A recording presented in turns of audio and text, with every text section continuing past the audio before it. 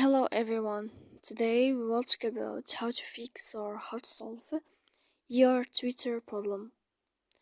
To know how to fix or how to solve your Twitter issues or problems, you should just go to settings.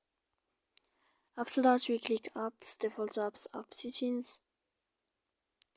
Here in this page, you will enter to the window of Twitter. Then this list of app on for we click on first stop and we click OK. After that, we'll enter to storage. Then we click clear cache. Don't click clear data because that can make errors on your app. And in the end, you can go to your airplane mode you can turn on here to fix that problem you have on Twitter. So please don't forget to support us by like and subscribe. See you next time in another video.